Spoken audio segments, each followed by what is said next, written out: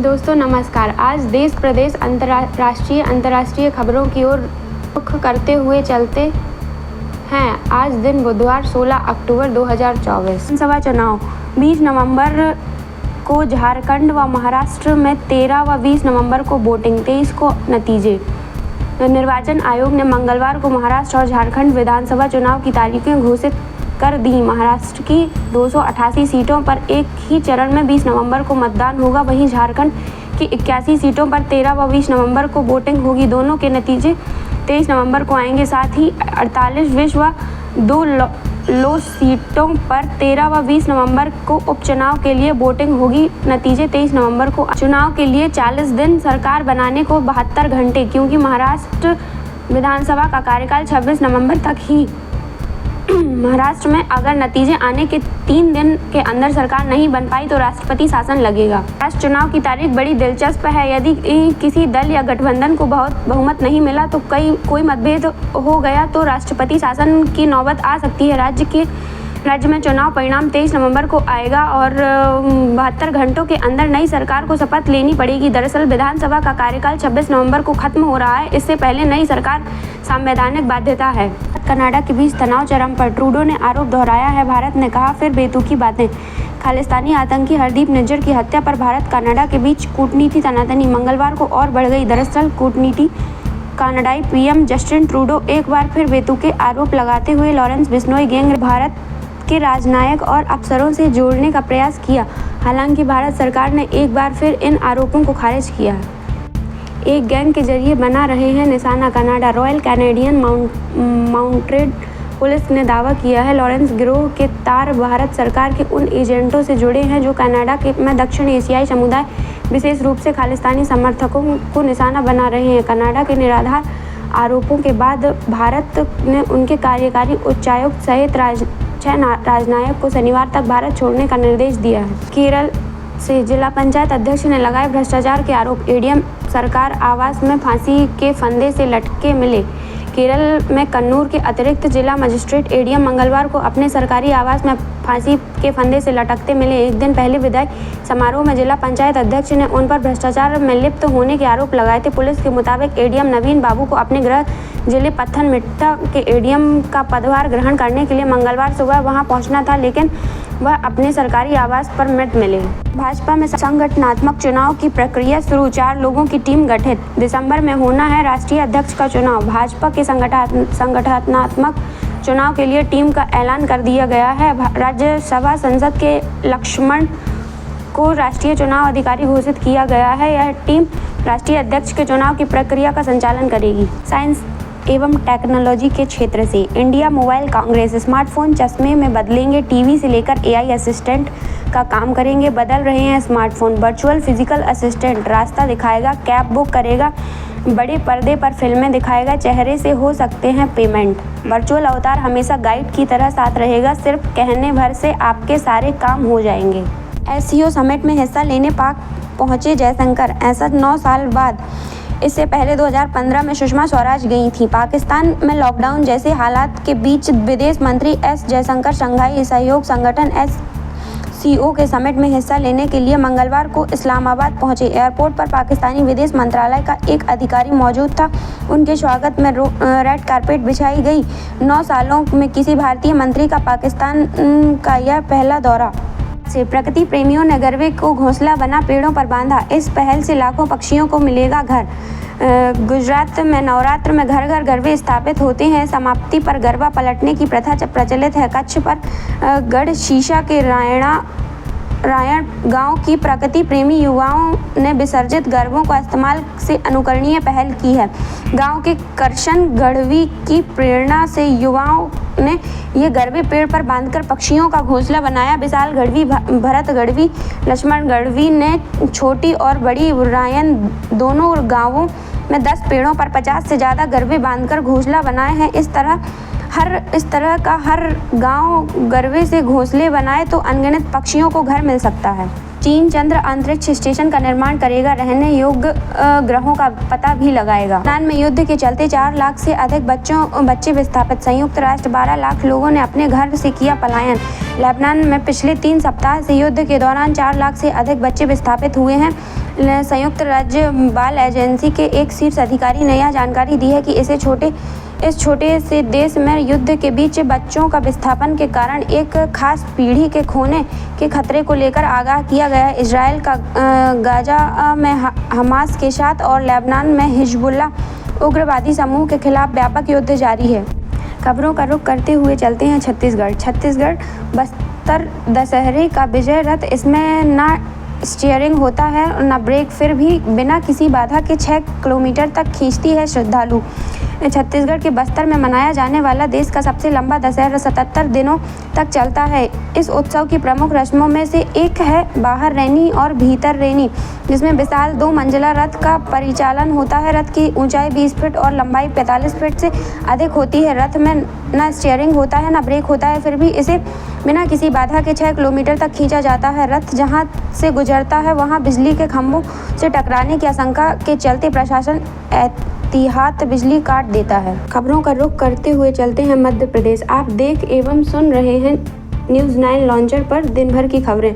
मुरैना कोतवाल dam में नहाने गए 2 बच्चों की डूबने से मौत। चिट फंड कंपनी 5000 लोगों से 6 करोड़ जमा कराएगा और लापता हो गए। 2 साल पहले गुपचुप तरीके से डायरेक्टर बदले ग्रामीणों ने दर्ज कराया प्रकरण में बुजुर्ग महिला और बेटी की हत्या, आरोपियों की तलाश जारी है। ग्वालियर शहर के विश्वविद्यालय थाना क्षेत्र में एक बुजुर्ग महिला और उसकी पुत्री की हत्या कर दी। पुलिस ने मंगलवार को उनके घर से शव बरामद कर आरोपियों के बारे में पता लगाने का कार्य प्रारंभ किया। चयन बोर्ड अब तक का सबसे बड़ा परीक्षा कैलेंडर, 68 भर्ती परीक्षाओं की तारीख तय। जयपुर चयन बोर्ड में सोमवार को अब तक का सबसे बड़ा परीक्षा कैलेंडर जारी किया गया। जून 2026 तक परीक्षाओं की तिथि घोषित की गई है। कैलेंडर में 68 भर्ती परीक्षाओं और परिणाम की तारीख है। कैलेंडर में 22 से 24 अक्टूबर तक हो रही है। सीईटी सीनियर सेकेंडरी के परिणाम की तिथि भी जारी की गई है।